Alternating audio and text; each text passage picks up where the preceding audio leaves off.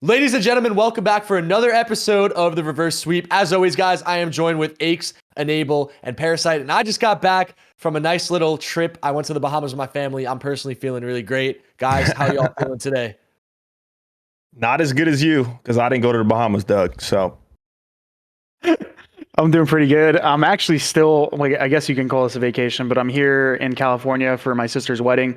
So I am filming the reverse sweep today on a laptop, and I got my Astro mic, so I might not sound as good, but I've had a good weekend so far, man. Really happy my sister got married. It's been a good weekend. Thanks. I appreciate it. I appreciate it. So yeah, that's where I'm at right now. And I'm good, just the same old, pissing off OpTic fans every week. Farming engagements. Farming up, yeah. Well, tell your sister, Chris, I said congratulations. Guys, I just want to get right into it today. We got a lot of stuff to talk about. We just had a little talk before this. Obviously, the biggest news that we wanted to break to you guys, Clayster, I don't want to say he's retiring. Obviously, he got benched, and he's looking to get other opportunities. If you guys haven't seen his tweet, obviously all of us on this panel have, but if you guys haven't, just go to his tweet on his Twitter. It's his pinned tweet. NYSL decided to bench Clay, bring in Paul.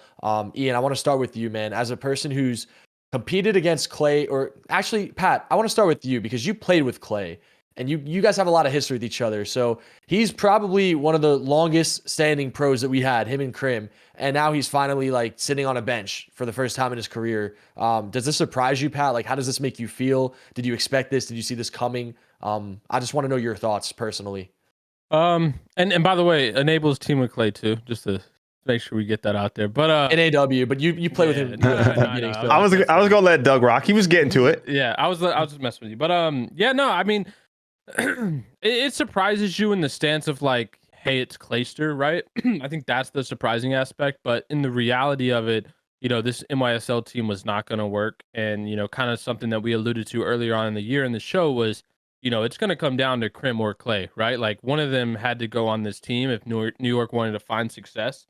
And, I think at the end of the day, when you really look at it, I think New York did make the right decision. I think Crim makes more sense on this roster with Hydra.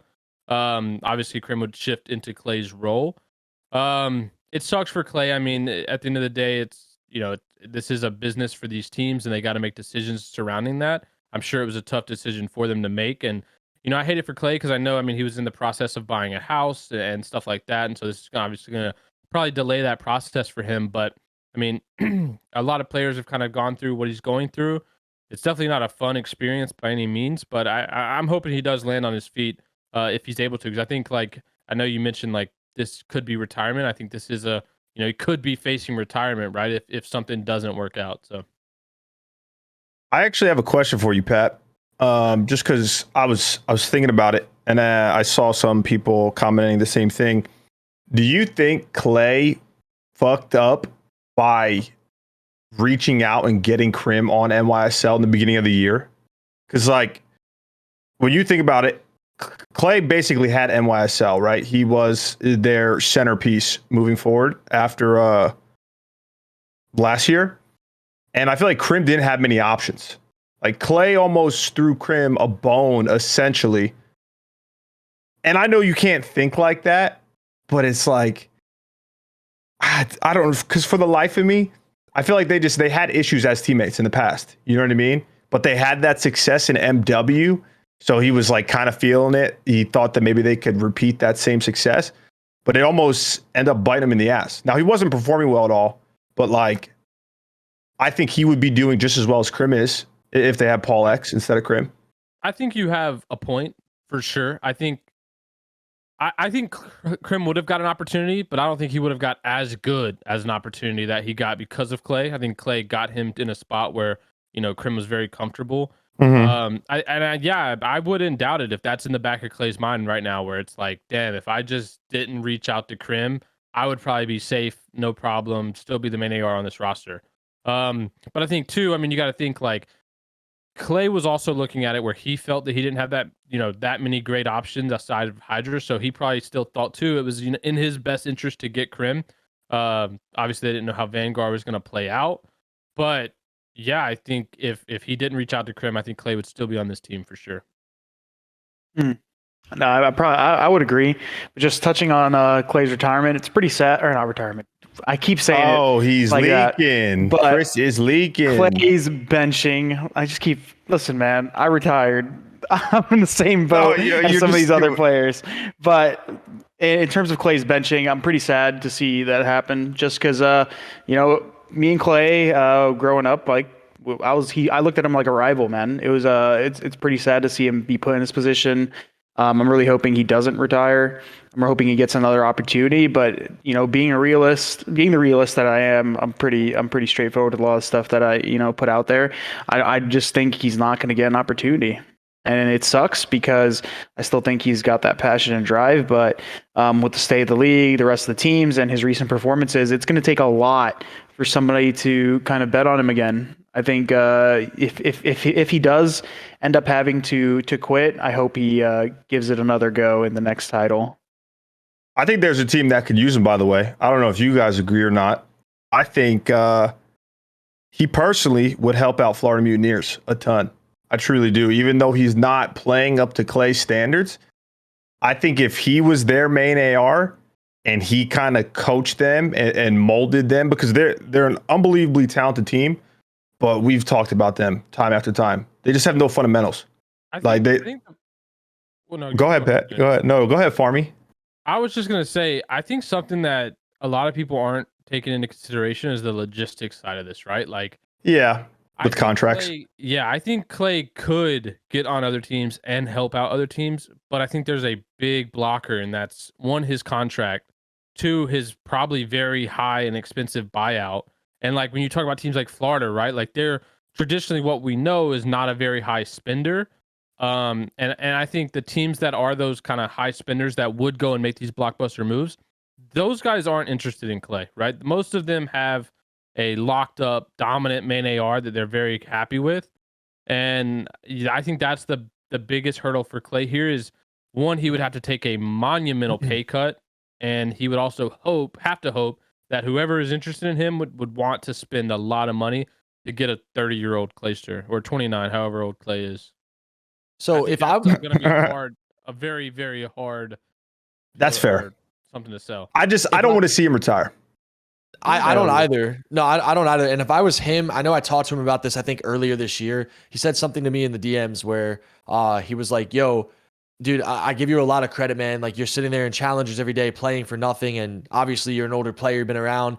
What was disrespecting you? No, it was more coming from like a sense of like, dude, like your passion is through the roof, man. Because if that was me, if I was in your shoes, if I got benched, if I got cut, if I got dropped, if I had to play in challengers, it wouldn't be worth it. It just wouldn't be worth my time, and I wouldn't be able to do it. I wouldn't really be interested. And I think a lot of players feel that way about it, honestly. And for Clay, it's weird because, Pat, like how you said, his contract is probably pretty high. It's probably one of the better contracts in the league.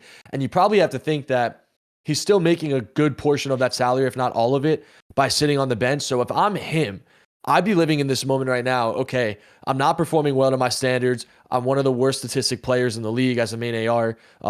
This is the worst I've probably ever played in my career. So be it, right? Take the L, embrace it. And if I'm him, you're still going to be collecting that paycheck on the bench. You don't know what's going to happen with New York. They just beat Paris. Obviously, Paris and New York are the two worst teams in the league. If I'm him, I'm playing challengers. Like, I'm starting right now. Maybe I take a little break for like a week. Maybe I start or after this Minnesota land. He's not playing challengers though, Doug. Bro, Clay's literally in the conversation of the GOAT, like, by somebody's standards. So that guy's not playing challengers. I don't think Doug's wrong. If he wants to still compete next year, I think he should be playing.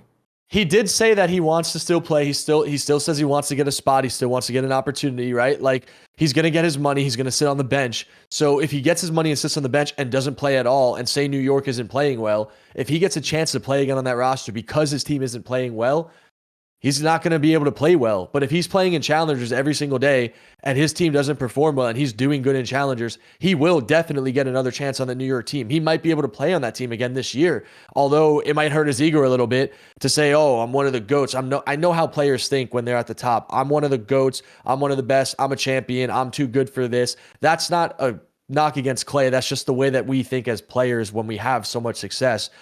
But if you really do want to play, you're going to get your money no matter what, if you're sitting on the bench or if you're playing. Think about it like you're still getting your money. You could drop into challengers. You're going to have so many points. You're going to be able to handpick whatever team you want. You're going to have a high seed. You could play with whatever players you want to play with. Maybe they'll reignite your passion. Maybe they'll help you get better at the game. And if New York isn't playing good, which although I want them to succeed, it's my hometown. They haven't looked that good this year. I love Paul. He's one of my favorite players I play with this year. I hope he could turn it around, but you got to think the team is in the bottom of the standings. So if they don't turn it around and you're playing in challengers, you're still getting paid.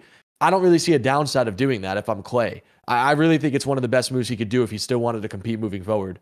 I think the problem is, though, like, everyone has that mentality when this first happens, right? That like first week of kind of shock and awe where you're kind of like going through the emotions of it all, and you're like, yeah, I want to still, get back, be at the top of my game, whatever. But something that we're kind of missing here is like a big issue on this NYSL team, not only this year but last year, was Clay just being super frustrated with the team, right? Like in terms of people not playing the right way, not playing well, the team being dysfunctional. I don't think Clay is wanting to go into a challenger environment. And Doug, you kind of know how this works, where like, dude, like he would lose full playing with, like, even if you got to pick his team, like he's still going to be like looking at the way people play and just getting overall frustrated because of the high standards that Clay has. And this is something that, like, I'm sure, Chris, you dealt with in challengers. 100%. I didn't play any in Modern Warfare, and then I kind of dabbled in it in the start of Cold War just for fun. And I was like, bro, this is just miserable, because when you've been playing for so long and you have such high standards on and knowledge on how to play the game, like when you get thrown in that environment, it's so honestly easily tilting. And I think Clay at this age and this stage of his career, there's just no way he wants to deal with that and kind of go through those motions and scrim all day for nothing and then play those online. He's getting paid no matter what, though, Pat. No matter what, he's going to get paid. It's for some people, it's not about the money, bro. Yeah, it's about time. Like, does he want to spend his time going through that every single day, host fucking each other in challengers, going through like the 2K system, whatever the cup system is? And I'm not going to say, that it's I mean, it is a completely different game. Competing in challengers and competing in the pro league is two completely different fucking things. It's not because of the skill thing necessarily. It's more so just the lifestyle that you have to live and the mentality that you have to have. And you can be passionate. So like, here's the thing, right? He can say he's passionate, and I'm not saying he's not, but he's passionate about competing in the pro league at the highest level. When you have to go back and compete at a lower tier against lesser skilled players or a more volatile environment, just a terrible competing experience, because let's be honest, challengers doesn't have the support that the pro league does. It's not even fucking close. Yeah. Like, that will kill your fire. I don't care who it is. I was a person, and I'm not going to hold myself to this fucking pedestal, but I was a person that would play Call of Duty literally 24/7, and I had the drive higher than anyone to prove people wrong, to do all the stuff. Like, I was always a very confident, very arrogant person. That even humbled me and killed my vibe from doing it for a certain point in time. I'm not saying Clay couldn't do it. I'm just saying Clay's like me in a sense, and it's not the place for him. He wouldn't be happy, and at this stage in the league, when you're an older player, like, not only do you want to perform well, but you have to put yourself in a mentally, in a mentally happy environment, because if you're not, you're not going to play well, and two, you're just not going to have fun. And I don't care, for most people that have been doing it this long, the money isn't worth it. Something else. Argue, and I want to know if you guys agree. If he goes to challengers, I feel like that would push him to retirement more than anything else. 100%. Yeah. Well, no, he just won't. I think there's two things that we're overlooking. One is, we all know Clay's emotional, which there's nothing wrong with that. And he can be very petty, right? He doesn't want to play under NYSL anymore. Yeah. Like the whole thing was, he was trying to get to with Hydra. It became either a Clay Crim thing. Obviously the team and the org went with Crim. He doesn't want to wait around because who knows, maybe they do just continue to improve, and then he'd be wasting his time anyways in challengers. But he's not going to want to come back and play for that team. Also, yeah, exactly. He was burned. And also with logistics, like you said, Pat, he's probably not going to be able to get on another team in the middle of the year. Like, it just doesn't make sense. So I don't see Clay wasting his time essentially for nothing, where he could be trying to figure out what he wants to do next, because he can find success in a bunch of different areas. But I think that is what he's going to focus his time on. And also, dude, you know what's interesting? Because I've heard from like Clay's past teammates, the last couple of teams, that like he's really been digging in on them. Like you said, Pat, we're like roasting his teams, not liking his teams. And it's so crazy to me because I feel like Clay was never like that when I personally teamed with him. Like we would go back and forth, you know. I was very boneheaded, or no, not boneheaded. I was a genius, hard-headed, and we would have our arguments. But like I've heard conversations that he had with past players recently, and I was like, dude, Clay never acted like that ever. So I think maybe he's lost full, dude. Well, yeah, but I'm saying the amount of time. Like he's been a pro for what, a decade now, Pat? Like it adds up, and then you just don't really want to do it, but you're doing it because you're great at it. But I think maybe it's at the end, like for he just isn't feeling it anymore, in my opinion.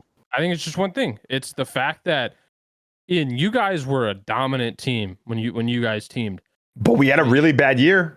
Yeah, but you still were a top team. Like you knew skill-wise, you were getting on every day, winning scrims, if not dominating them. Like, yeah, you had bad tournament results, but you were still a dominant team. BO4, he's got fucking, or let's go back to World War II and IW. He's got EU United, super talented team, always a contender. BO4, Simp and aBeZy, contender the whole time. Go to MW, Dallas Empire, contenders the whole time. Then he gets into Cold War, and we start, and this is when he got burned off of Empire, has to now go to NY, and doesn't really have the talent pool, doesn't have the same level of talent and teammates behind him that he's had in the past that, you know, kept him in that upper echelon of teams. And now the same thing cycled into this year. And I think to your point, and this is something that kind of I struggled with too, is like you start losing your level-headedness when like you know how good you are or were, or what you're capable of as a player, and what your team past success has been. Seeing now what level you're on and where you're at, that internally gets very frustrating. And don't get me wrong, I mean, being a bad teammate is being a bad teammate at the end of the day. But I think that's something he was experiencing. And to your point, I think you're right. I think he's kind of been at that level where he's like just getting super frustrated with his teammates over like the littlest things. The fact that they just weren't good. Everything went wrong, right? Like everything was a problem because they just weren't succeeding. Bro, he's a human being. Like I've been there. We've all been there. Everyone's had. I'm just kidding. Is he? But on a serious note, before we divulge into this subject and the rest of our show any further, I wanted to remind the viewers to make sure that you guys subscribe. And if we do a good job this week on getting a lot of subscribers, that Doug will actually film the next episode shirtless. So round of applause for Doug. I'll be out on that episode, Doug. You got you and Chris got reverse sweep just as this a duo podcast. I got you, buddy. Every like is one pull up. Okay, you can do that too. Imagine that. Doug, wait, how many pulls do you think you could actually do in one? Doug's arms was falling off. Sitting?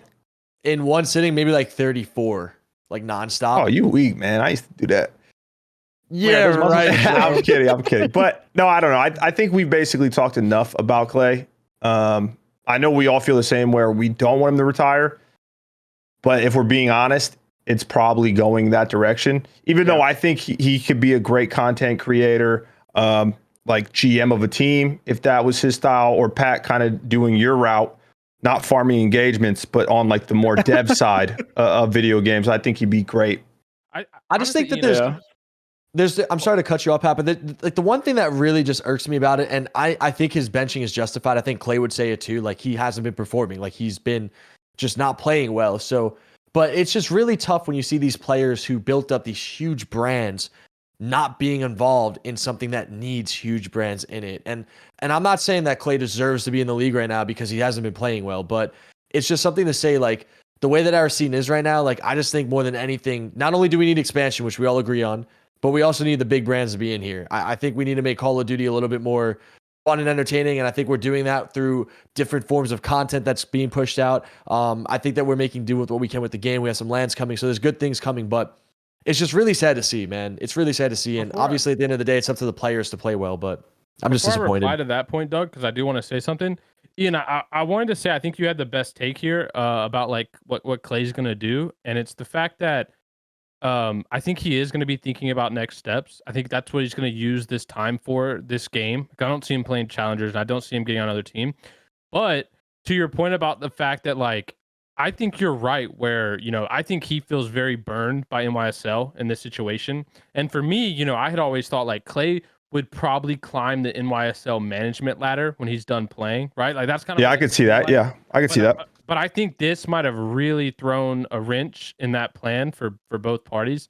Because I mean, we know how Clay is. Like he's very emotional. Like he takes these things personal.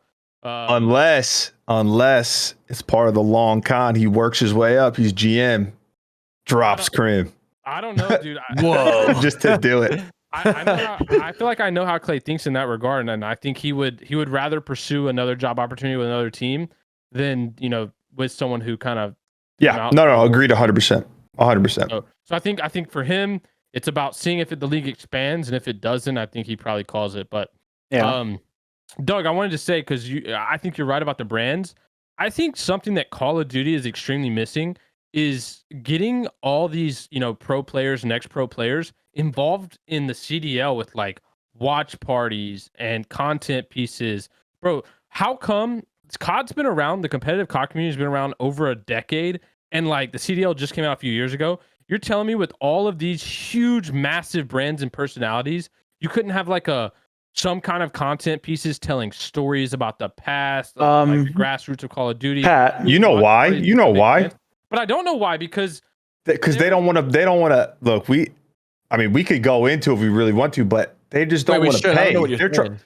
Like he's saying, for example, Doug, even though you are still actively competing, to just have a really interesting content piece, why have you or Clay or even Pat or Chris, I mean, all of us here realistically, done some sort of maybe docu-style video kind of talking about your career, maybe not to you necessarily, Doug, because you're still actively competing. But no one's going to do it for free. Clay's not just going to do it for free and have them record this whole thing. Cheap. Bro, but if they actually paid the Tap Man, that watch party, I have no clue how much they spent on him to do like one episode. Like 2.5 mil. Probably, if not more. But that's what I'm saying. They have a massive marketing budget. I just don't see how they wouldn't prioritize getting these big fucking brands that exist and were built over a decade. Pat, they don't care. Hold on. Speaking of they don't care. I think the biggest disrespect was CDL. You saw the CDL's YouTube channel when they posted about Formal's retirement, dude. I could have myself made a better video within 24 hours without any help. For real. I could have went on my own, found clips of Matt throughout different pieces of content, hit up different people who had different clips of Matt, put B-roll together, put music together. I could have done everything all alone, all by myself within a span of like 8 hours and made a banger video for Matt. He deserved that. And to see like, all right, buddy, I'm going to miss you. Like, dude. Really? Bro, because they don't care. Like, look at even just, you're talking about content, look at the flank, look at the reverse sweep. Why is it that no offense, and I love you, appreciate you, Dexerto, but why isn't this a Call of Duty League show? Why isn't the flank a Call of Duty League show? I know that there's more unfiltered opinions, but why isn't the Call of Duty League doing like a Sports Center style, show regarding the league? They have their little analyst desk show right after majors and stuff like that, and it's very short and brief. But like, look at the viewers. Yeah, but look at the viewers and stuff like that, right? Where we have success, the flank has success. Why is the Call of Duty League not taking advantage of this? It doesn't make any fucking sense. No, Chris is right. Like, imagine. Obviously, we got Doug on board, so they'd have to pay us a whole bunch. But you know how they do before every match? But like before the first match of the day during the league days, it's like the stream is on, but it's that 30-minute, 45-minute. Imagine if there was, like Chris said, a sports center, like we were all in a studio, or even like the flank, and we're giving more in-depth takes of whether it be the matches or storylines. It would keep people interested, and it's not a countdown timer. Yeah. Who cares? Like, you know what I'm saying? Like, you could do so many things. One thing that I actually liked that they did forever ago, I think you guys, well, Chris, you and Pat were on it, I think, but it was like the champion, like the world champion dinner. You know what I'm talking about? Oh yeah. Like I love thought, that. yeah, That I was thought that great. idea was cool, but whoever runs their content side of things, they just don't have any creativity, or they don't have the resources to You also actually. did that for free. Oh well, y'all are stupid. But Bro, regardless, but you see, they're trying to get people to do stuff for know. free. They need to shell out some cash You want what it is though? It's and like make their product better. They do need to definitely shell out some cash, but like, can you blame them? Like you're saying how Tim the Tap Man and those guys, etc. You know, they got bought out a watch party. But I mean, look at the size of their brands. It's like, no offense to anyone in here, and this is including myself. We're not as big as those guys. It's not a mind-blowing thing that they're reaching out to those bigger parties and stuff like that. It sucks because the competitive Call of Duty community is so tight, and in reality, we know that like these guys might be interested to some degree, but in reality, they don't give a fuck. Like all those like big YouTubers and stuff like that, they don't care about us, right? So And they're Tim the reaching Tap out. Man's audience doesn't give a fuck. Yeah, they don't give a about competitive fuck. COD. That conversion rate was probably so far close to zero that it didn't even make sense. That's like if they had Cardi B do a CDL watch party. Well, they got to You know what I'm look at saying? the Like they logistics, might man. get a Like, bump, but it's not translating to anything. Yeah, you got to look at it like we provide retention. That's the biggest thing. Like all of our brands, all of our followings would provide retention. And to the point, like, you know, we talk about all these, I guess in the past, like how the CDL is transitioning to this like more traditional sports model. Look at every single sport. They all their retired old players who whatever, most of them turn into some type of content related pieces, right? NBA has, you know, Shaq and Charles Barkley and they're doing the NBA on TNT show. You got a lot of casters being ex-pros. Like all sports do that. That was just an NBA example. But why would the CDL, if they're trying to copy a traditional model anyway, why wouldn't you utilize some of that? I don't get it. I've never got it. I agree with you, Pat. And I think the biggest thing too, in terms of like brand building, and I could tell you as a content creator who I'd upload and get tens of millions of views on YouTube a month when I'm just fully focused on. Well, it's just being honest. Like, dude, I would get tens of millions of views every month for years on end because all I'm doing is content. Now I'm saying, okay, content's cool. I could do that again at some point in my life. But for me personally, being a CDL pro, winning a world championship, that's a dream that I don't want to regret in the future. It's something that I'm going to give my 110% to until I feel I can't do it anymore. And that's way more interesting to me than any amount of views on YouTube, right? But logistically speaking, as a person who's seen both of these things, it's damn near impossible to get tens of millions of views on YouTube every month and focus your time on that every month. When logistically speaking, I'm scrimming for 8 hours a day. I'm watching VOD for 2 hours a day. I'm in calls with my teammates talking about strategies for another hour. I'm playing 12-hour days, 7 days a week. On the seventh day, I'm probably just watching all day long. So they need to do something with, like how you said, Pat, a pregame show, content pieces. Why do we play this game every single day? Obviously, some players need the money, but I'd say majority of these players that are here because they want to win a world championship. They think it's really fun and interesting. And that passion that these players have need to show on camera for viewers to see. I see it all the time. I just went to the Bahamas. Hundreds of kids came up to me. I'm not joking. Hundreds of kids. Wait, Doug, sorry. Hold your thought. Chris, I think someone is robbing you. No, it's my little brother or my mom, probably. Oh, okay. Sorry, Doug. I was just making safety first. But my point is, like, these kids, they still remember who I am, even though I haven't uploaded in forever. I'm not joking. I had so many people asking me about what am I doing? Why haven't you posted? What are you doing? Oh, I play Call of Duty. Oh, you play Call of Duty professionally? Yeah, I'm trying to be a Call of Duty pro. Oh, what do you mean? Like, so you're not a Call of Duty pro? Well, I play in this thing called Call of Duty Challengers. And it's a little bit like they don't understand it all the way. But I think if you were to tell people like, yeah, I'm striving to be this and I want to be here and I have to put in this much time and it's so hard because there's only 48 spots and it's very political and you have to make a good impression. You have to have right timing. There's so many things that need to go your way. It's kind of like March Madness in the sense where you hear all these random no-name schools beating and upsetting these higher name schools. Then you want to root for these players because you see how much they sacrifice and how much is at stake for them. I think the stakes in the COD League are as high as any sport, and it's very hard to get in and it's very easy to lose your spot. So I think there's a lot of drama, and I think that's why our episodes do so well, and I think that's why the flank does so well as well, because there's so much drama and there's so much at stake, and I think that aspect alone needs to be highlighted more. And if that's highlighted more, there's going to be a lot more retained viewership, which is going to open up so many opportunities for even no-name players who are in the league that have like 2,000 followers.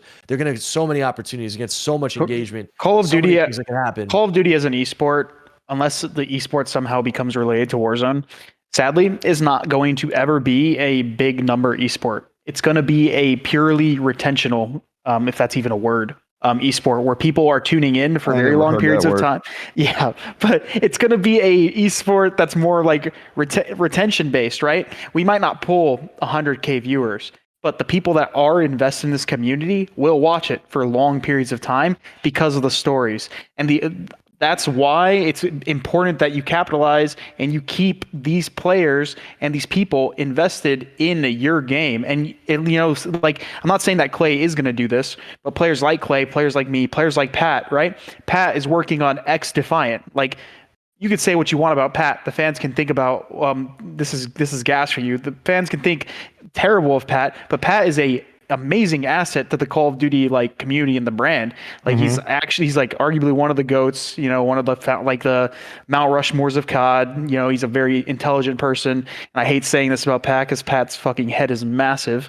Literally huge. But like the fact that they let him kind of just go out and work on like a competitor, right? It doesn't make any sense. You're just losing these people. You're losing these gems. Yeah, I mean, right? and it's happened with every player that's retired. Sorry to cut you off, Pat, but because I don't know how we actually got on this topic, but I love it because it is so important. And a great example, at least to me, when you realize how important content is. Have you guys seen the Netflix show Drive to Survive? No, I haven't. Oh, is that the Formula One show? Yeah, the F1. Yeah. Formula My One. uncle was telling me it's great because the stakes are so high and it's so dramatic. That got me hooked onto Formula One. I was even watching the first race of the year that happened this year.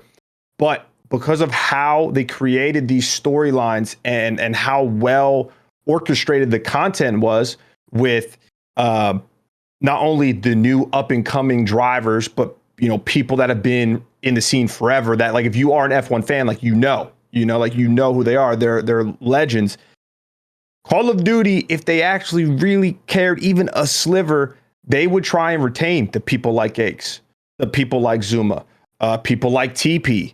You know, if Clay decides to retire, like Clay, like there's been so many people that have had huge brands, even Nade Shot, obviously, you know, like getting them involved in just a much bigger picture. Yeah, it would help create some sort of sustainability and growth, in my opinion. I just had an epiphany. So what you're experiencing would be like what someone that isn't a fan of Call of Duty esports or just not a fan of COD, but they get interested in these characters and these stories by watching, you know, some sort of content piece. And then they watch it. They might not necessarily enjoy watching COD, but they enjoy the players and stuff like that, right? Exactly, it's kind of like, yeah, exactly. That's so. This is what I'm saying is like, most of the time, no one nowadays, unless they're just like, you know, new to gaming in general, is gonna just be like, wow, I'm just suddenly interested in Call of Duty. If they're gonna get into Call of Duty, just like, bro, football, like unless you're like fucking young as hell, right? An older person is going to be like, wow, I'm suddenly interested in football. But if there's like a really good content piece about like a person in football, like Tom Brady, for example, or like in Call of Duty, Scump, for example, right?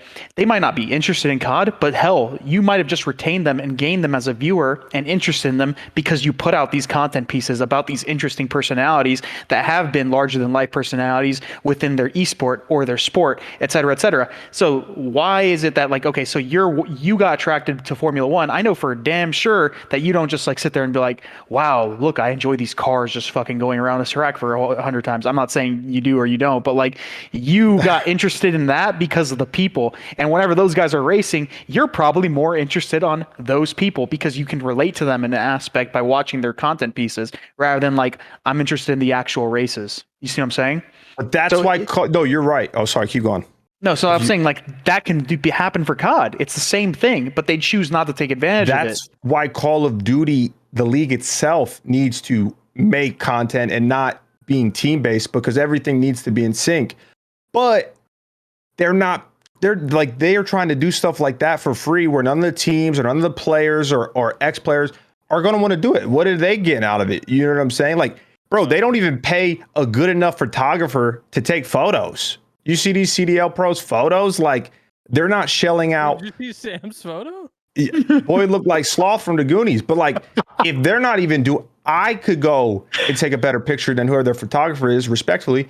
iPhone 13. I hope he's not watching this, Ian. But I mean, I won't say your name. I don't know your name. But so if they're not even willing to do that, they're not willing to put out a good amount of money to actually create something to get people that are casual fans, or maybe they don't even really know about Call of Duty, invested in any one player, any one team, let alone the game itself.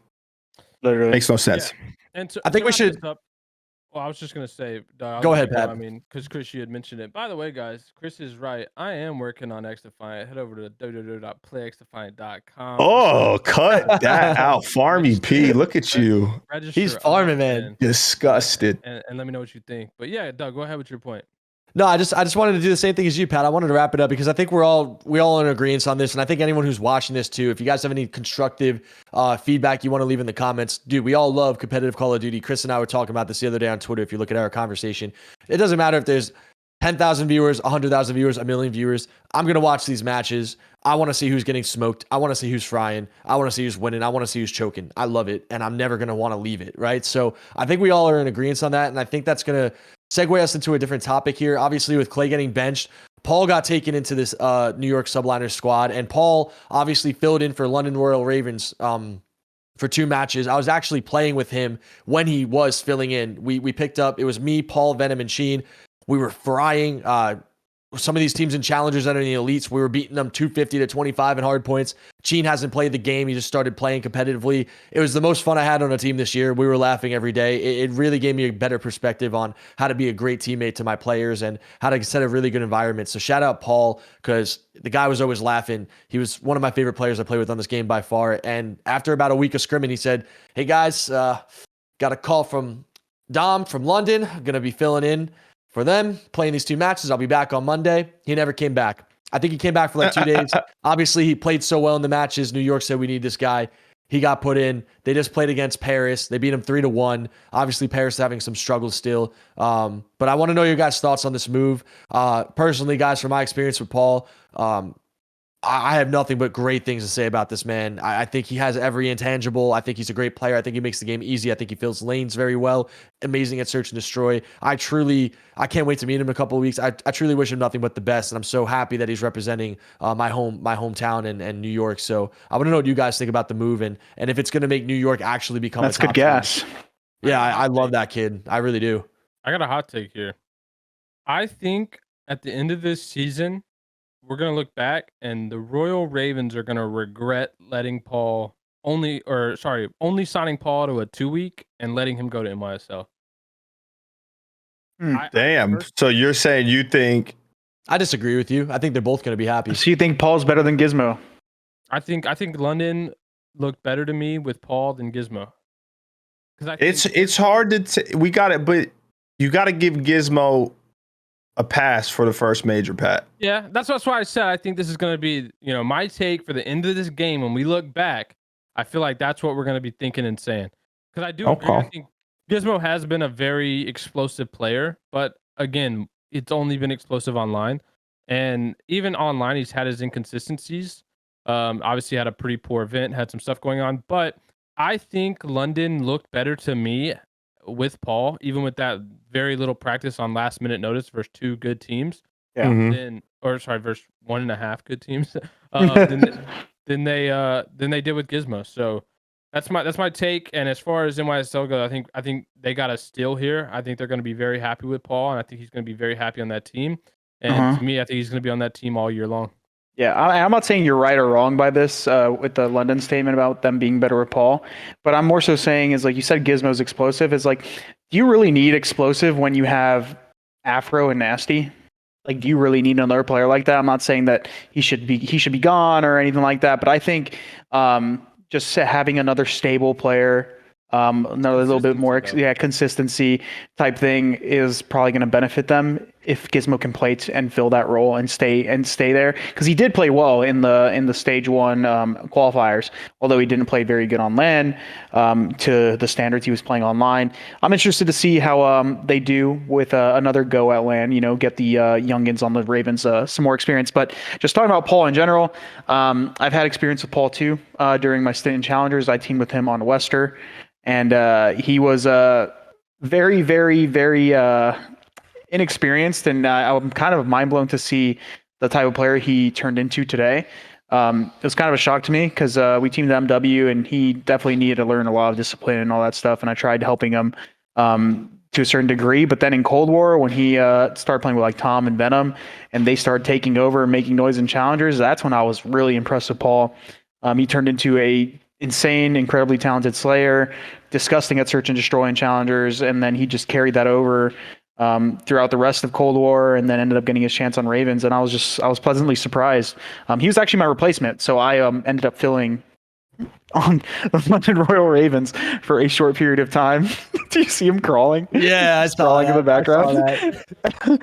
But it was, anyways. So he was actually my replacement for London Royal Ravens, and they ended up doing really well with the men. But so I'm really happy he gets the opportunity, and I think he's going to do a lot of good for the New York Subliners this season.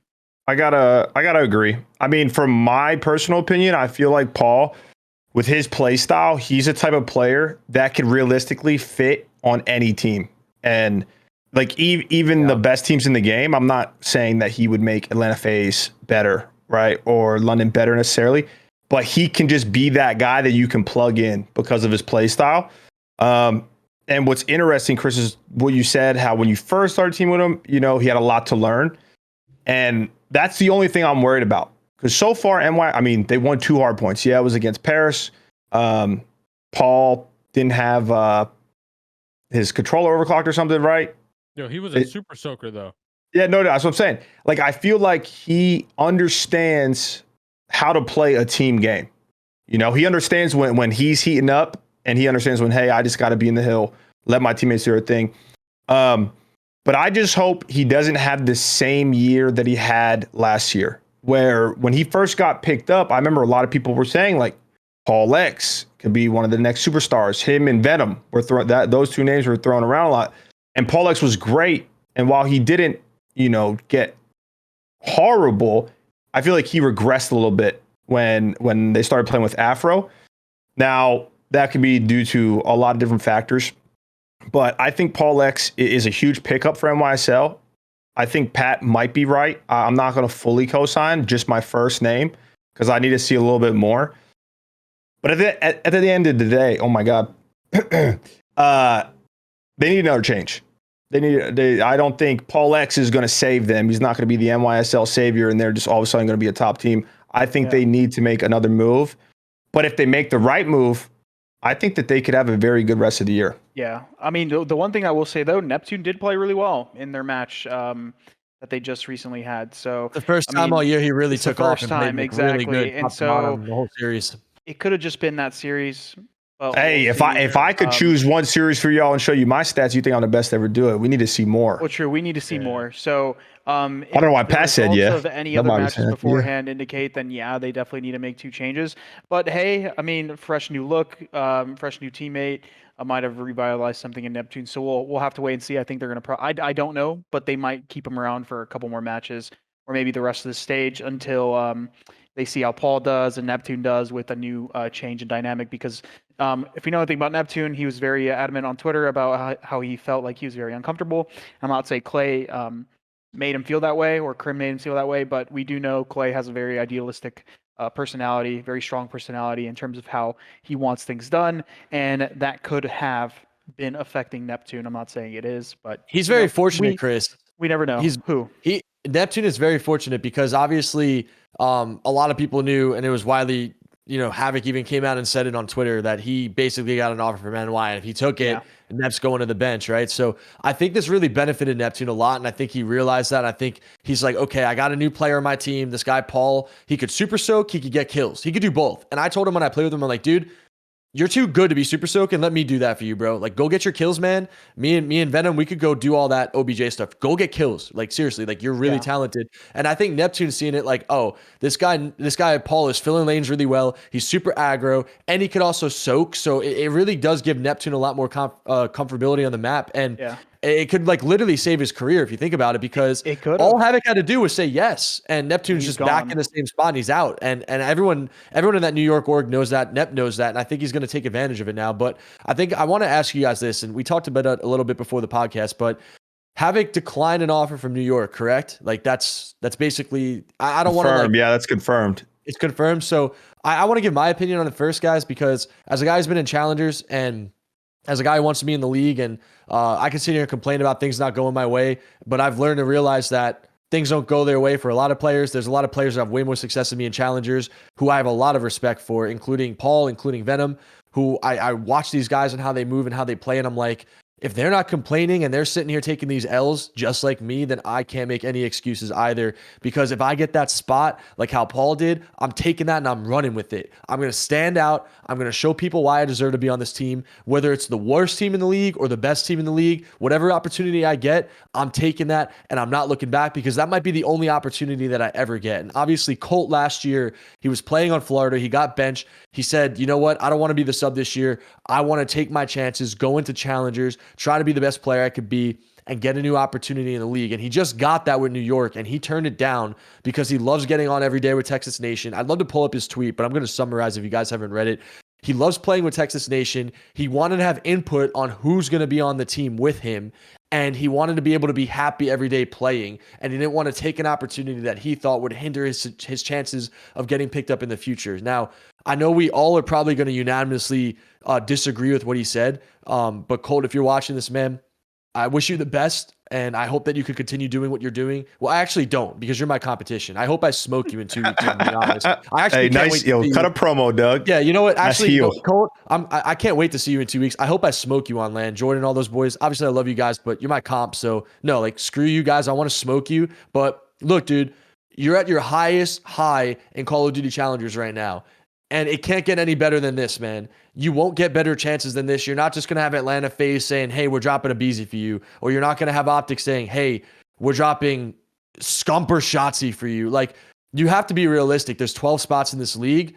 You got to take that offer when it comes. You have an opportunity to play with Hydra, Crim, and Paul. I play with Paul. The dude's a beast. The GOAT, and then Hydra.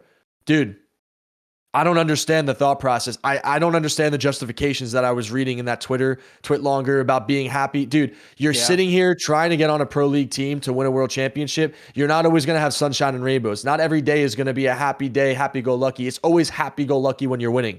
You're not going to win forever. Nobody's going to win forever. Take that Doug, spot when you get it. I think Doug hit it literally. He hit the nail on the head, dude. Like, for just ping-ponging off what Doug says, when you get this opportunity, especially when you're at the top of the challengers, right, and everyone has their eyes on you because you guys are doing super well. We're going to a LAN very soon for challengers and all that stuff. Like, that could change very, very shortly, because everyone's going to be looking at that LAN. If you don't win that LAN, those eyes that were on you, they're going to be put on somebody else now. I'm not saying that everything you've accomplished up until then will be completely irrelevant. I do. If you win, if I go into that LAN in 2 weeks and win that, all the eyeballs go to my team and not his team. You're only as good as your last game, man. Yeah. Okay. That's how it works. But the point is, like, you have to be, again, realistic. Unless I heard that he wanted to get his entire team, or like multiple players of his team, onto a roster, and I think I just don't think that's right. Like, he thinks he has a lot more power than he does. That kind of like looks arrogant. I think that's probably going to put a lot of bad taste in people's mouths. Even if he does continue to perform well, I think it's just not a good look. And on top of that, bro, there's only 12 spots, and like Doug says, you're not just going to get subbed in for aBeZy, even if you are hypothetically as good as that guy. That's just not going to happen, because no one's going to take that chance. You got to work your way up. And on top of that, granted, New York Subliners is not in a good position. You're going to get to play with a fresh face in Paul, and Paul's been doing really well. You're going to get to play with a superstar in Hydra, and then you're going to get to play with literally the GOAT. Like, it's not like you're playing with Paris, no offense. But yeah, this is a good opportunity. It's a good opportunity, even though they only at the time had 10 CDL points. But bro, I would say it's the best opportunity. Like, Well, here's the on thing. the list of other teams he could possibly get on. What? Yeah, it's a small list. Bro, you're It's- also joining New York Subliners. You're not joining a bad organization in the CDL. If you go onto this team and you They're perform very well ran to well, work. or even play somewhat decent to a point where New York says, okay, we might not have had the best season, but we can retain, maybe one or two people from this team, and they decide to retain you, you already know you're going to start getting paid better. You're going to be in a stable, good organization. Like, New York is a reputable team in comparison to some of these other teams that is just, they're so highly regarded. You're making a terrible decision, regardless of if you have bad blood with any of the players currently on New York, because I know there was a cheating accusation and stuff like that, or what it is. You got to put that shit aside, get over it, and understand this is the best opportunity you're probably going to get this season. You're not going to get a scenario where I'm sorry to say this, Havok. I don't think, but if you turn this down, I think you might, maybe you will get one other opportunity this season. Maybe Paris. Maybe Paris. I don't understand him. You're not Maybe Florida. anything better. I don't. So here's the thing. I'm not going to go as far as calling him a moron like other people, who we won't name. But do it again. But I don't understand him, because it's been confirmed now that he declined NYSL, right? And I heard, even though I don't think it was ever confirmed, it was supposedly just a rumor, that he could have been on Florida, starting roster spot, but he didn't want to move to Florida, which I get it. I don't know what's going on with his personal life, his mental health. So you can't judge there. But what you were saying, Chris, with this NYSL offer, right? He wanted to get his whole team, and then he wanted to bring another player along. It's like, you can't. What's that quote, Doug? Cringe. You can't get your cake and eat it too. You can't have your cake and eat it too, bro. Yeah, when he said teach my system, I wanted to cringe so hard. Like, you're not that special, man. You have Crimsix on your team. You're not teaching Crim any system. I'm sorry. He's not listening to you. Wait, you dead ass? Yes, that's what he said. That's what he said. Bro, and here's the thing, dude. Do you know how fucking terrible that's going to rub other people that hear that statement? Even teams that could potentially need your help. Do you know how arrogant that fucking sounds? Where I felt like the solution was bringing in someone from my team who could help teach our system and expedite that process. He really said to a CDL team that he wants to come in and teach their challenger rosters. Imagine he took the offer. Winning online the first scrim with Crim, he's like, "Yo, Crim, I want to teach you my shit." I'm not trying to discredit him. His team very well could be better than New York. Their team dynamic could very well be better than pro teams. I'm not saying they are. I'm not saying they're not. But at the end of the day, one, you don't say that to a person like Crim. Like, that's kind of disrespectful. Holy shit. Two, like I said, you know how fucking wrong that is rubbing the rest of the CDL. You're basically saying my challenger team greater than CDL teams. So if he gets another offer, right, or like people aren't going to look at him and be like, oh, we want to pick up Havok, because now they're going to be like, oh, we're going to go to this guy, give him an offer, and he's going to want to bring on his entire roster. Trying to squad wipe NYSL. Which could potentially jeopardize even the person that goes and approaches him. Right, if it's a player, why the fuck would I come to you? Yeah, see, it's such a stupid decision, and even worse, that twit longer is even more stupid that you even had to put it out. Bro, I was not happy with that twit longer. When are challenger players gonna understand that your result in challengers doesn't mean a fucking thing to these CDL teams? It's a different ball game, baby. Bro, look at ProLoot. Was it ProLoot, Saints, Mohawk, and Spark? Yeah, those guys dominated, won the champs. Not a single one of them got an offer. Not a single one. Same thing with Triumph. It took Standy another extra Standy got couple it in of Cold months. War. Yeah, later in the season when Triumph was forgotten, no one cared.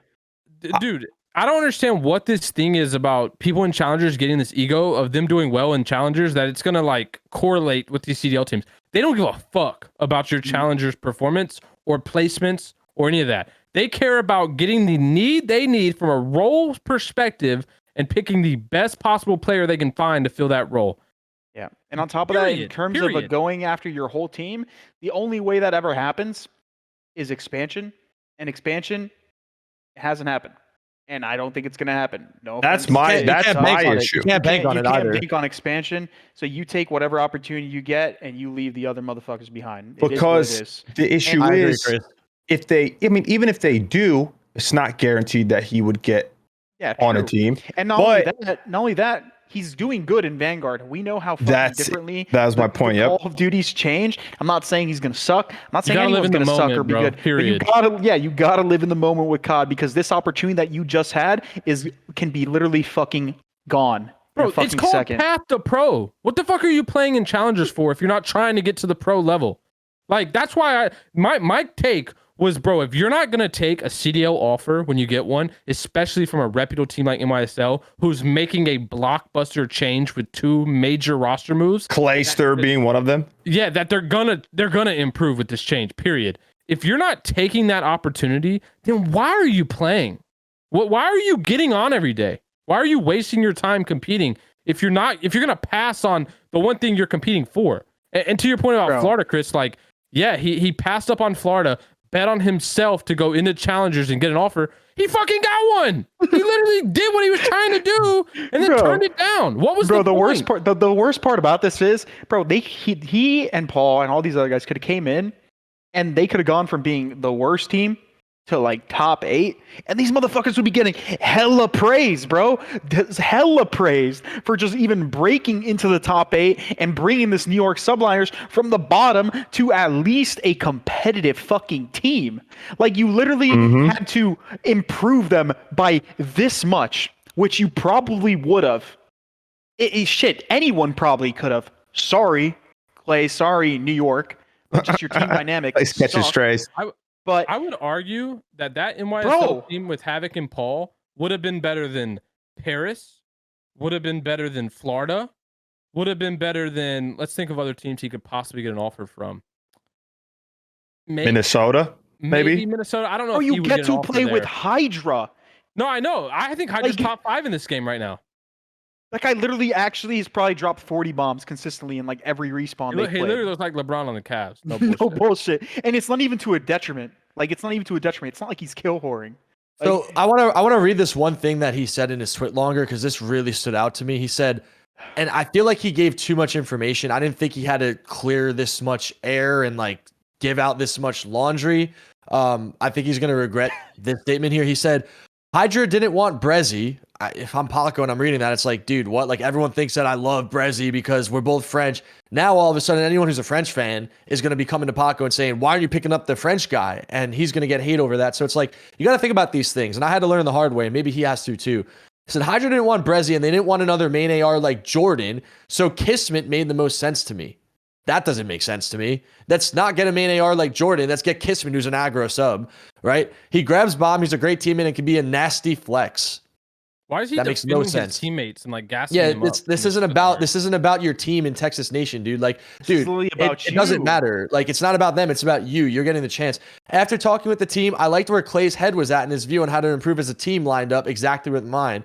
My ideal team was myself, Clay, Kiss, and Hydra, but that didn't work out. No shit, Sherlock. They decided to go to get PaulEhx instead. Who was just telling the entire Jalen scene that I had to be hacking like a week ago. It's like, dude, listen. People are going to think you're hacking when you're going from dropping 0.9s to 1.2s and you thought about quitting and then you win every tournament. It's a part of the nature of the beast. If I was doing what Colt Havok is doing, everyone in Challengers, Pro League fans would think that I'm hacking. And that's just the utmost, like, greatest compliment that I could honestly get if people are saying that I'm cheating and hacking. Bro, this hacking accusation aside, because I hate talking about it, Doug, in general, because it's I'm just saying it because he mentioned it in his tweet. Like, he literally says no, you're good. I just hate tossing that shit around because it's so sensitive to just, you know how fans are, right? They're fucking ignorant. So like, they're gonna just, they'll take shit like that quite literally. Hacking shit aside, I'm willing to bet that if New York went to Kismet and offered him the same thing, Kismet is gone. I don't know, bro. This Texas Nation team is so weird to me. No, like, Kismet would have been gone. Kismet would have gone. No. Bro, Pat. Just think about the hold up. Let me finish. I agree with you, right? I do think Kismet would have left, but I think this Texas Nation team, this dynamic they have, I feel like he's got to be getting like manipulated in this, like Havok. I mean, it's got to be getting manipulated in this sense. Why on earth would he be thinking that way if he doesn't have players in his ears? Like, bro, if you play bad, they're gonna drop you. Bro, like this, you could be right back in Challengers if you go to NYSL. Like, there's better teams. It makes no fucking sense to me why he would ever deny this opportunity. Well, I mean, bro, look at it like this. is he didn't want to take it right because NYSL is not good, where there's no guarantee he'll ever get another opportunity, realistically. Okay? He was a pro at one point, and he's now in the challenger pit. He also would be surrounded by better talent, a better team overall, even if you would argue, Chris, I know you said, maybe Texas Nation is better than NYSL with Clay. It doesn't matter. He would be making more money, have the potential to make a whole ton of money, if he did help the team improve. It makes zero sense. Even though I don't know about him personally, I just don't know how you could turn that down. Bro, and fuck his relationship with Paul. He literally gets to play with the Call of Duty GOAT, right? And fucking Hydra. Like, bro. It doesn't matter. He thinks Kismet and Jordan General are better than Hydra and Clay. Like, that's literally what I got from this tweet longer, is he thinks Jordan General and Kismet are better than Crim and Hydra. Bottom line is, if this year goes on and he doesn't get another opportunity, he made a horrible mistake. And if the league doesn't expand, I don't see him getting another opportunity, period.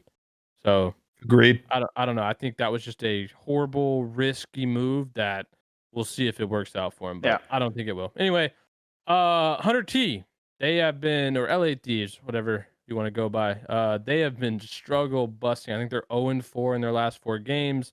They look like they have negative ice. They've lost every game 5, even when they have advantages. What do we think? I think there's a roster change brewing for this team. I don't know how there couldn't be. Who's the sub? Pentagram?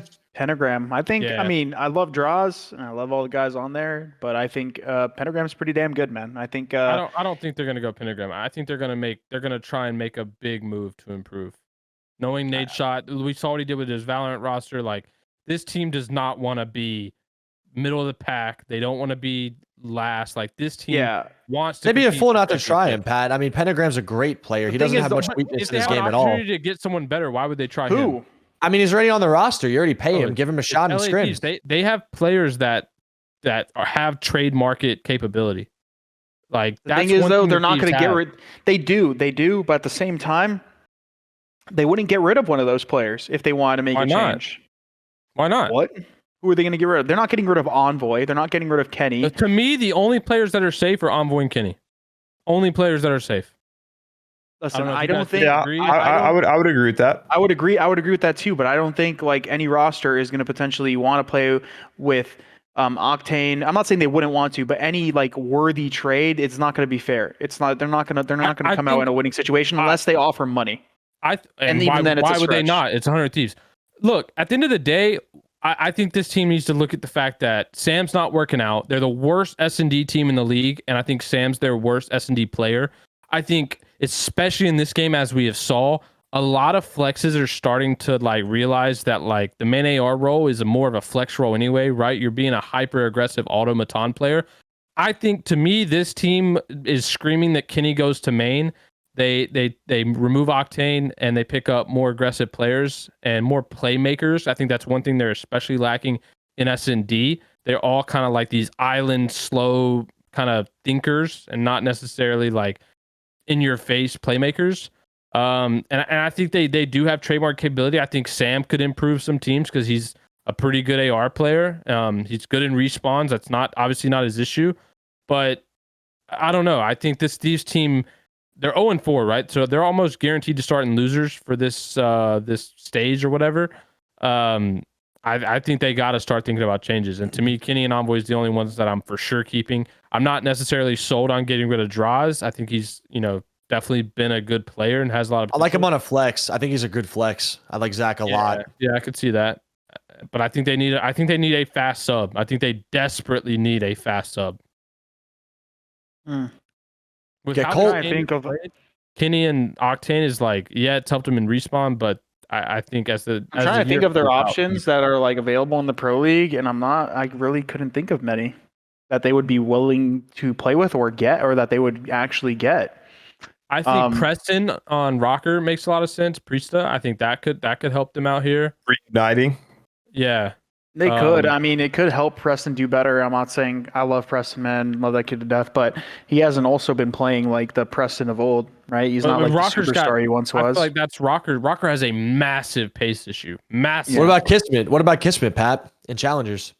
They're not giving him a shot. If they're gonna, He's aggro. if they're going to go with a challenger, if they're going to go with a challenger player, they're going to go with the guy on their sub roster. Yeah, why would they not? That's why they picked him up, and he's also at least first. Yeah, he also fits. I'm just saying aggro. I'm just saying an aggro player like Nate Pentagram is not the most. Like Kismet and Pentagram are completely different players. Like Pentagram is in your face. Pentagram was really famous for ego challenging. Ignore challengers players, bro. This is LA Thieves. I think they're going to go for the best possible talent they can get first. And if they can't get that, then I think they go Pentagram because they already got him. So who can they get that is the best possible player that's already in the league, a top talent to improve this roster? And keep in mind they have Vivid, maybe some Vivid action in there if they want to aggro sub. I don't think Florida gives rid of Vivid. I think he's one of their best players. But that's the if 100. I mean, it's what you said. If 100 teeth give enough cash, getting rid of their best player. Is Minnesota getting rid of Priesta for Octane?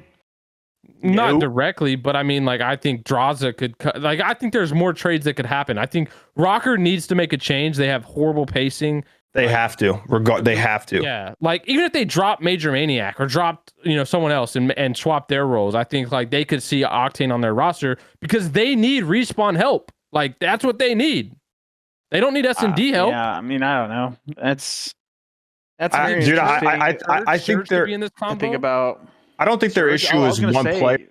My bad. I don't like. No, I don't either. Bro, I'm not even like confidence thing for them right now. I don't even want to say it's players, bro. Like in terms of their skill, bro. These motherfuckers have to not be talking because I'm sick and tired of watching 100 Thieves matches where these guys are just dead ass not moving or just looking at the wrong shit. I think players are the problem in S&D. I don't think respawn. I think they're a great respawn team, but in S&D, I think players are the problem. They don't have the right composition in S&D. Like on offenses, if Envoy dies, bro, they literally don't make moves. Like they and even Envoy, like he's I don't want to say he's an island player because he's not, but he's more of like a methodical player. So he plays a little bit slower.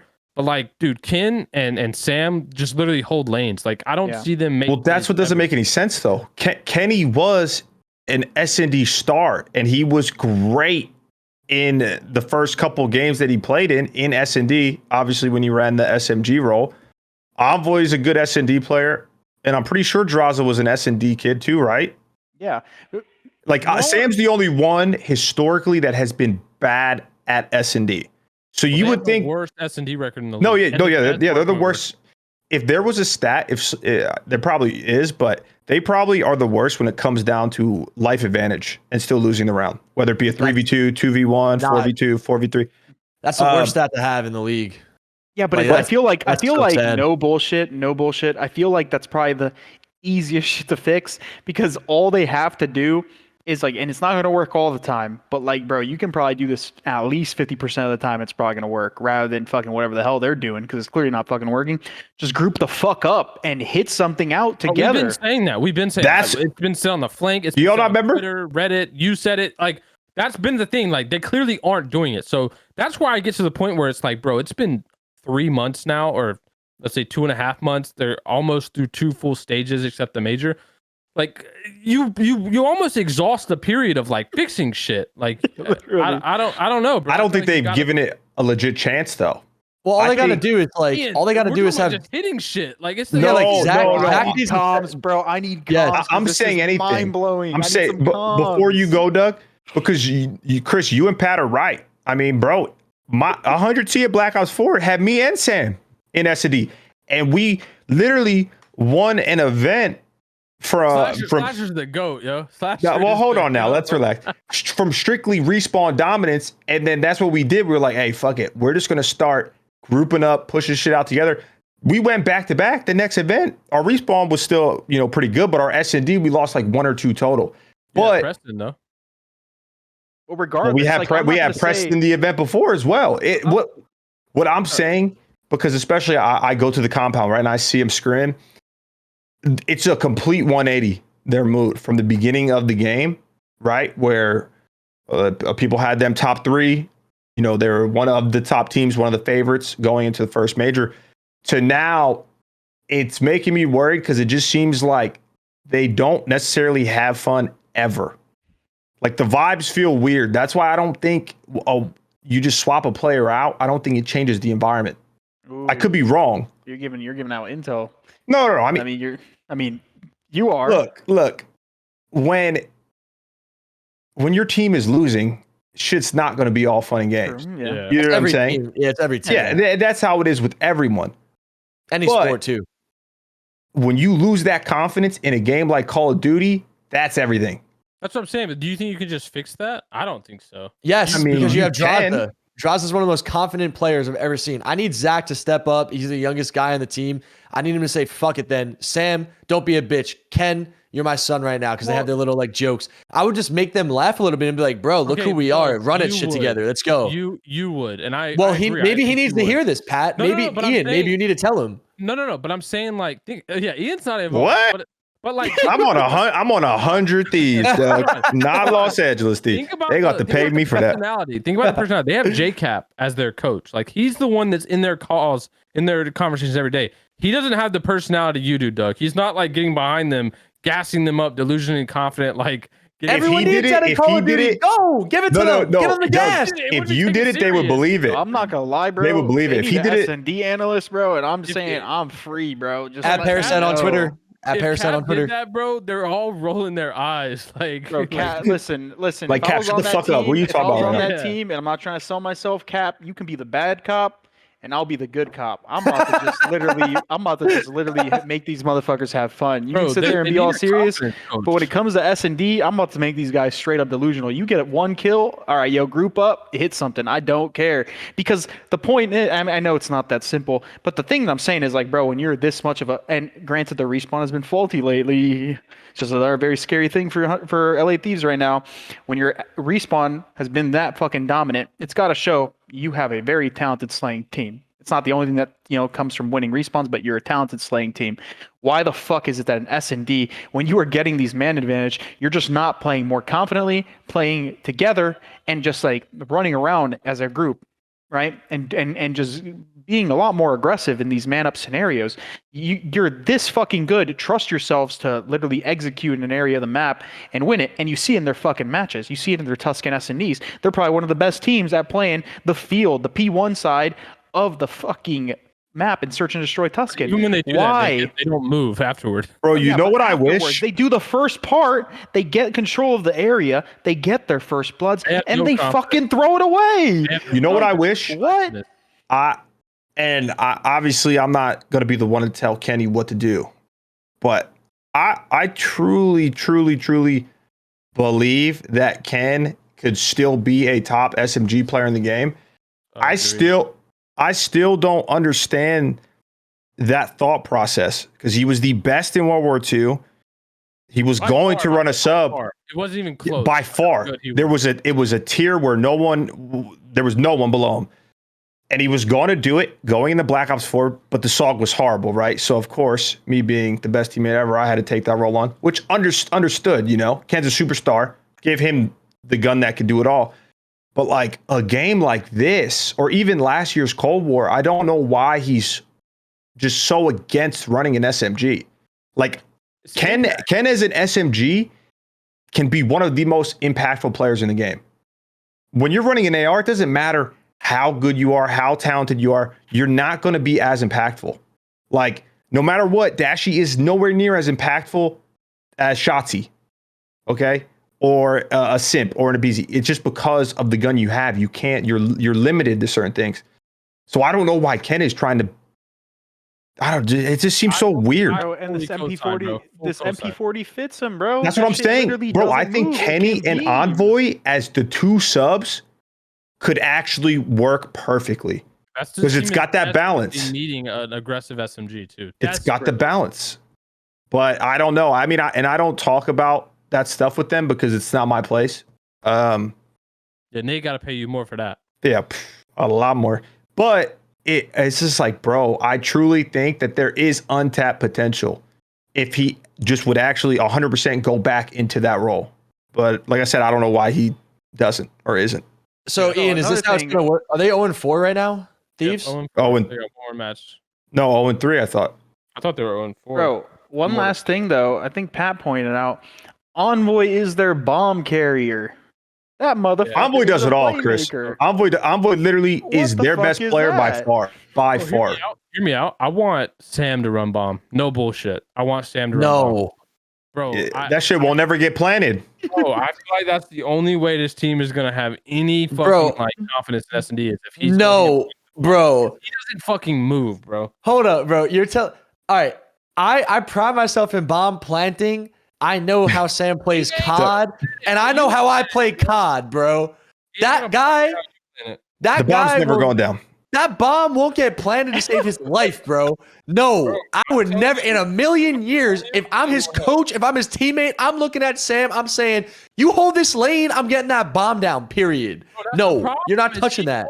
The lane, and then Envoy's dying with the bomb, and then nothing's fucking happening. So then blame Envoy for not getting the bomb down. Like, that ain't how it works, bro. He give it to Draza. Draza will say, "Fuck it, then I'll put the bomb down." Like he'll do it. Give it to Zach. At the end of the day, I think if they have a poor second major, which it's going in that direction already, because it's runs bomb on Boston, by the way. What'd you say? Methods runs. There's a couple many. We're not talking about Boston right now, okay? I'm just saying. But I really wish, because of what you guys have said, and it's true, like they have so much talent. I really wish before they made a roster change, if they had a poor performance, if they would try having Ken on the sub with Envoy and have Draza on flex. Because as good as Draza is, I think he makes a good amount of mistakes because of his awareness in the game. Like he's very talented, but he makes a lot of boneheaded plays where I think Ken is a very smart player. And it would make it a little bit easier on Draz. He could play a little slower, so he doesn't have to think about all these plays as an aggressive sub. And it just gives Ken full advantage to take over. That's what I hope. He was at his best last year when he won with Insight, Twerk, and Desi. He had Desi and Twerk on the subs, Insight on the main. He was the flex. I love Zach on a flex. I think he's at his best when he's running a flex. I thought he was the best when he ran the flex for LAT2 in Cold War. He did that for a little bit. Bro, hold on. You guys, I think you guys are right. I think that's what should happen. I think it's like less than 1% chance that happens. We saw it in Cold War when Kenny had the opportunity and he decided to run main instead. I just don't know why. I don't get it either. I think he's just kind of set in that, and I think he's got the cosign of every one of his teammates. But I agree. I think that this team would benefit from it. But look, these are obviously struggling. They probably have a roster change looming if they don't turn it around and very fucking fast. But a team that we kind of were not so hot on and has been hot is Boston. I think they're 3-0 right now. They're, I would say, overperforming for where we had them. So credit to them for sure. But anything you guys want to talk about Boston? Anything that kind of caught your eye? For me, it's everyone just stepping up. Like they're a solid team. Frying. TJ, frying. Zinni, frying. Nero, this last match, fried. Like they're all playing really well. They're all having superstar performances. They're meshing well. All the game modes and all the things that we praise them for when they were on their come up, I guess, as a team, they're still looking good at, and they're only improving on everything else that they're doing. I don't know if it's the case for the players or the coaching staff or both, but whatever the hell they're doing, they need to keep doing it, and because they're only trending upwards, and it's really awesome to see. My favorite thing about the Boston roster is I played with Methods, I played with Zed, I played with Dens, and I know the types of people that they are. I think that they have a really good culture, and I think Zed and Dens set a great culture there, and I think everyone on that team had something to prove going into the year. TJ was getting written off. Zinni didn't know what his future was going to be. Capsule had no idea he was going to go into the Pro League. And Nero, he was like, I got to prove myself. Like all four of those players had something to prove going into it. And all four of those players are bringing their best A game every day. And they have a coaching system, in my opinion, which really believes in these guys. And I think that they're loving the idea. I think everyone in the organization, including the players, loves the idea of knowing that their expectations going into the year where we might most definitely be a bottom 4 team with the talent we got in the league to, oh, wow, we're winning scrims. Oh, wow, we're like tying map counts. Oh, we're winning map counts. Oh, we're really good at this game mode and we could get better here. wow, like we're putting it all together. When they lost to Toronto at the major and then they just beat Toronto in that last online match, I think it really set them up for success. You're seeing Zinni dropping 3 KDs on Berlin Hardpoint versus Minnesota. Granted, they just had the role change, but it just really goes to show you how much of a well-oiled machine Boston is right now.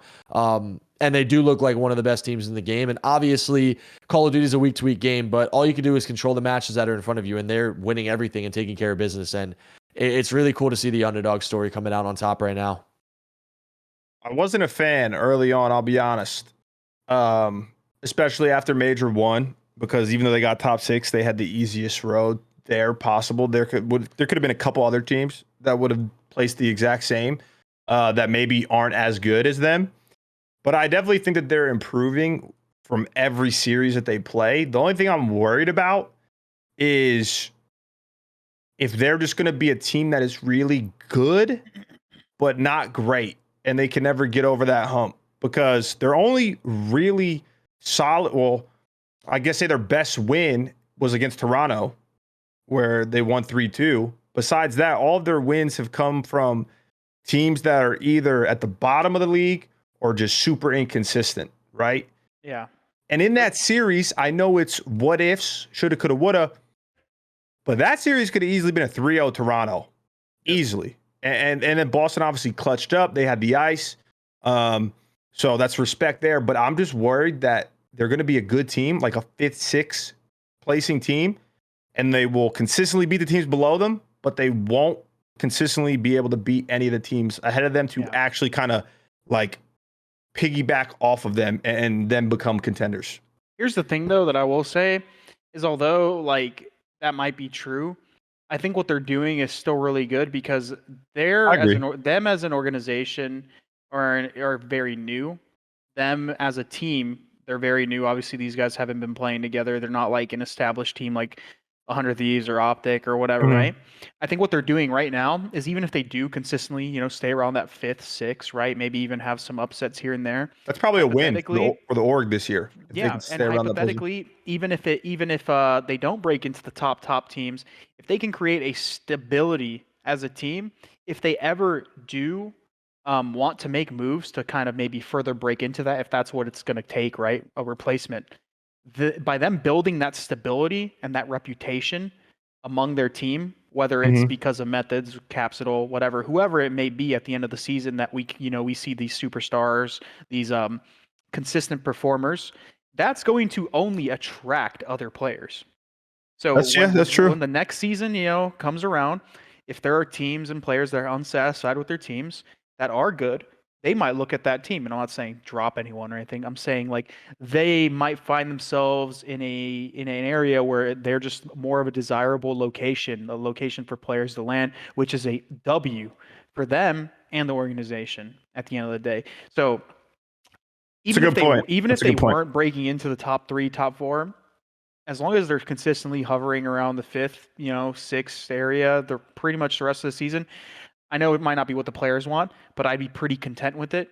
Just knowing it's like, wow, I could be on this roller coaster of a roster team and be worried about my spot every day, when I'm like, okay, I might not be mediocre, I might not be great, but at least I'm in the conversation. Let me just continue to do what I'm doing, improve my worth, make sure that I'm at least a staple, so that next year, whether it's I'm going to another team, whether I'm staying here, whether I'm recruiting a new teammate for whatever reason, I put myself in a situation where I have a safety net and I am in a good, stable, part of my career.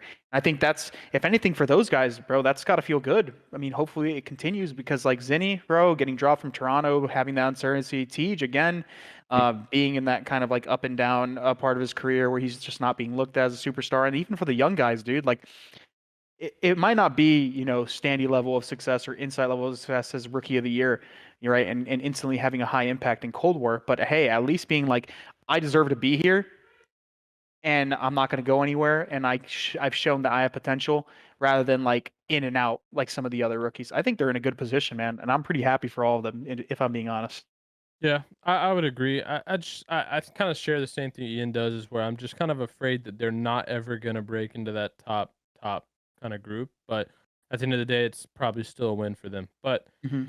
anyway, I got some questions for you, gents. As always, everybody, we ask you to ask as many questions as you would like in the comments. We always want to answer each and every week. Got some good ones. This is an interesting one from Tyler Gardner that I really want to hear from all of you. Who do you think is the biggest what if player all time in Call of Duty? Oh, that's easy. Oh, is that It's you? me. It's me. How is it you, man? Come on. If I had two thumbs, what if? Oh, here we go. Come on, let's be honest. Hey, Pat, let's drop the character. Let's be Wait, honest. I here. have a hot take. I have one. Oh, well, you're better because you had an advantage. Is that what you're gonna say? Well, Read no. you like a book, Doug. Next. No. I would be think the greatest to this ever is gonna- do it, potentially. This is gonna blow your minds. This player is gonna blow your minds. know who If you Okay. say vengeance, I'm gonna roast you, or virus. Stay, Virus. Bill. He's gonna say mutation. He's gonna Killer. say mutation, but go ahead. Wow. It's one of those three. It's mutation, but go ahead. If it's not No, virus, I don't want it's to not hear it. mutation. It is virus, and here's why. Virus, all he did was said, "Hey, that's team." I said, "Okay," and it just so happens this guy was the national champion, MVP, clutched a 1v3 round 11 to win the national championship. He said, "Doug, are we teaming again next year?" And I said, "I think I'm gonna go play with Aches, Teep, and Scump now because they hit me up." And he said, "All right, I'm gonna retire. I'm gonna play League of Legends. Have a good one." And he never came back. What That's if nippable out of him. Bro, he that literally guy- left at the top? If you knew and he that guy never came back. personally, you would know that guy was a fucking nerd, bro. He was one of the smartest people I've probably ever He talked was. to. He was Like like an you, actual IRL nerd, like He was COD like nerd, you, like but an aggro. disgusting. He was like you, but a little bit more of an aggro sub. That's the best way I Yeah. could describe him, Chris. That's so like, dude. Tanner was playing today.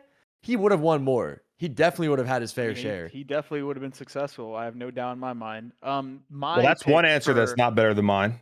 What's okay? Wait, before you go, my pick. I gotta hear this, man. Go No, ahead, Chris. Go ahead. my pick is definitely Pharaoh, bro. Rest in peace. I think before he passed, he was hitting a level of play that I've like haven't seen. A lot of people. Superstardom. Superstardom, but like leadership as well. Like this guy was actually a fucking genius.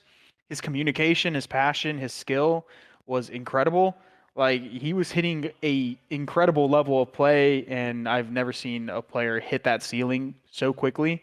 Going from like what he used to be, right? Little fucking ratty, little S&D kid, little. You just want to grab him by the fucking neck for just So being a little, annoying sometimes fucking online, annoying, yeah. right? Just so immature to being a way more mature, way more composed, absolute beast. Great leader, great communication. Good at literally every game mode. Mm-hmm. Whether he was using a sub as well or an Good AR, at everything. he was good at literally everything. Like that guy was about to have an incredibly successful career ahead of him, but he passed too soon. Rest in peace. But that is definitely my what if. Yeah, I was also gonna say Pharaoh. I think you kind of hit everything on the head, but I think the fact that he was so young and he was transitioning in his career so fast and kind of honestly getting rid of all the flaws that everyone had about him like so quickly and really turning into like what Ian said, a true superstar player. And I think he would have gone on to do amazing things. Bro, and even just looking at Cold War, like, dude, that style of game, bro. Could you imagine that guy with a Krig? He would have M4. He would With have the M4. He would have been feasting, bro. He was a actually Swiss been Army knife, spawn man. trapping. There was nothing he couldn't do. He could do everything. Absurd. Dude, the craziest thing about Jay. Well, so okay, that was better, but the virus pick was definitely not better than me. But because I feel like when I was teaming with him in TK, and in the beginning of Black Ops 4, I felt like he grew up a lot. Like you could see, I've never really seen a player like that because we've all been there, right? When you're the young kid, you think you know everything, you're very talented. He grew so much in a short period of time outside of the game. It was like a year and a half, right? Span, yeah, like it was where a different person. Where he went from when I was first teaming with him to he thought everyone else was wrong, he was only right. That SND kid, like blah blah blah, to not only fixing all of his mistakes in the game, but learning how to be a better teammate. And I think the fact that we had the issue with 100T early on, that like made it even more apparent. And then when he got another opportunity, especially in MW with Florida, like he was ready to truly be one of the best players in the game for a long time, I think. Like he had all the tools. Bro, and So even it during that definitely time, he literally sucks. was like one of the best players in the game. Yeah, Like, it was absurd. Who's your pick? LeBron Here? James of Florida. What'd you say? Outside of yourself, actually, Ian, who would be your pick? Hey, I was being genuine, by the way. I mean, dude, honestly, it's hard not, even though you guys said it's hard not to say Jay, or Pharaoh. But if there was like another player, the biggest what if, I guess I would probably go Miracles. Yeah, that's a good one. Just because when I first started watching COD, it was Black Ops 2, right? When Chris, you and the boys like had that crazy run, COD champs, and I kind of knew a little bit about like the pros. Like I knew who Pat was, thought he was trash, knew who Scump was, knew who Nate was. But I didn't really know anything about Miracles, right? Now, and at least to me, you guys can correct me if I'm wrong. He looked like he was one of the most talented players. He was a problem, right? Like in Black Ops 2, really good.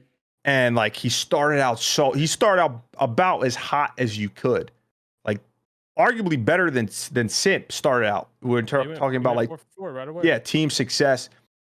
And I don't know because I never was like super tight with Miracles, but I feel like his career got cut short because he wanted to stay with the same group of people. Yep. Like I thought if he could have broken away early on, he could have had like he could still be competing. Now there might have been other issues with like, I don't know, passion, dedication, commitment. I never teamed with him, so I don't know. But I just would have loved to see him take a different opportunity and not stay around the same group he did. He was too loyal to his friends, bro. He was loyal to Sloss to the end, bro. And he was one of those players that we discussed impact. His play style had a massive amount of impact on the map. Like massive. That's what it looked like when I was watching like Black Ops 2 events when I didn't really know. I was like, dude, he's doing everything. Yeah, he was really good. He was like him and Killa were basically like super objective oriented. I was more so like a gap filler. I would just basically look at what they're doing and be like, I gotta go over here because they're not. And then Karma was just running, being a rat somewhere, kill whoring, just putting up hella good stats. He was disgusting. But yeah, Marcus was Miracles. He was a very, very smart player. Really objective oriented, selfless. Would always put up high engagements. Always aggressive. Just really, really, really, really talented. He was an ideal SMG in BO2 for sure. Yeah. At the time when we were all coming up and stuff like that, learning how to play hardpoint, he was definitely playing the most ideal scenario. Yeah. So next week, let's do some pickups here, guys. OpTic FaZe. Who do we got? Oh, go ahead, Pat.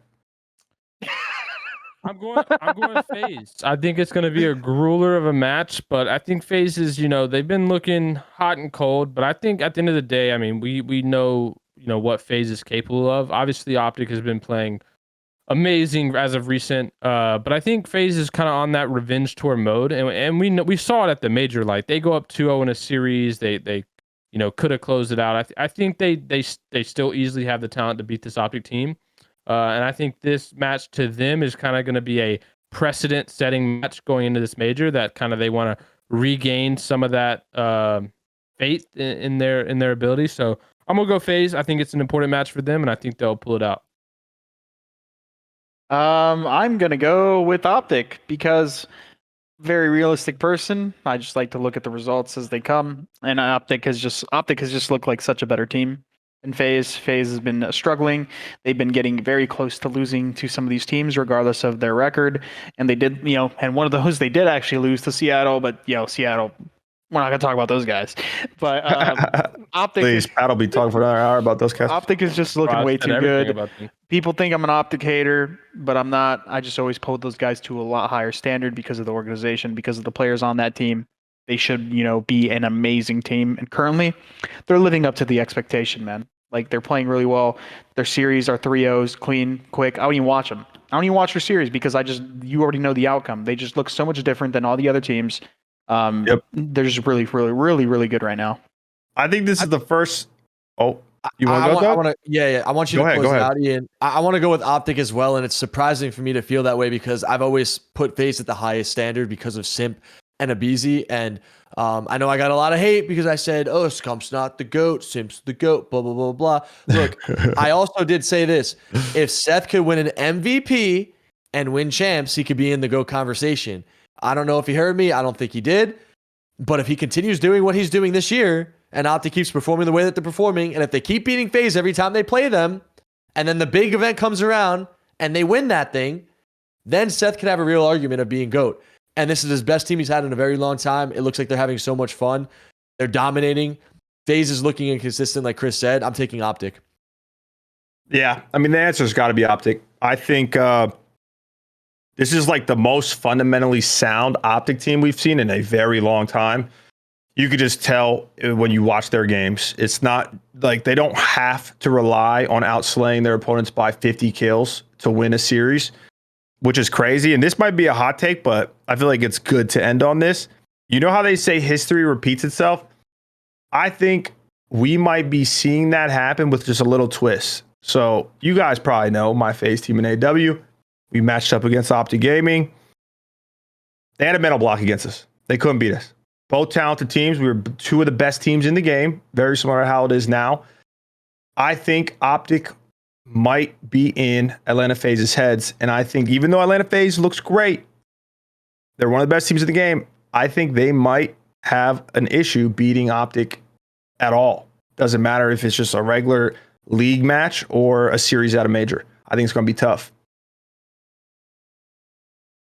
No thoughts on that? Damn, I thought y'all were going to be like, what? You tripping? I agree. I actually agree with you. I think you're right, honestly, because it's scaring me to say that. Like, to see aBeZy and Simp almost be humans and not win every tournament and see OpTic just convincingly winning maps against them all the time is a weird thing to see. And I do feel the same way, Ian. I do think that FaZe is starting to feel a little bit inferior, and maybe I like that this word. might be that turning. This might be that turning point. I mean, it might be. No matter what they do, they just can't beat them, and especially in search. The one thing I will say is Arcitys has been frying everyone but Dashy, but he has been frying. So listen, I think this series is going to be a big series for him because he's been playing really well. Here comes Pat. Here comes Pat. Chris, end the show. End the show, please. No, so listen. Pat, Today we're gonna wrap. No, I'm kidding. Go ahead, Pat. FaZe does not have a mental block against these OpTic guys because they have been shitting on each of these players for the last 2 years. Hey, OpTic was doing the same until we formed. They were doing the same thing to us. Just because these guys have a different team, they don't have a mental block against any one of these players. I think FaZe obviously has got a lot of bad blood with what went down at that major, but I don't see a world where these guys have a mental block against this team or any of these players because they've been beating them nonstop for 2 years. So I don't know. I think we'll see. But I think this major's outside of this match, I think this major is going to be a good one. I think it'll kind of tell the story of, how all our opinions will play out. But anyway, that's it. That's the end of the show for today. We will always again see you next week. But again, make sure you guys are getting your questions down below. I know we only answered one this week, but we'll make sure to get some more. Make sure you ask some good ones and space them out so we can find them. But yeah, guys, thank you so much again. Use the subscribe button if you want to see Doug shirtless. Please, Doug, keep his goddamn shirt on in the episode. One like, one pull up, baby. Let's go. We need 1,000 subs from this video, or else the next episode Doug's gonna be shirtless, and I don't want to see Doug shirtless. So please. So, we appreciate you, and we'll see you next week. I speak for everybody here. Thank you so much for watching. We'll see you next time.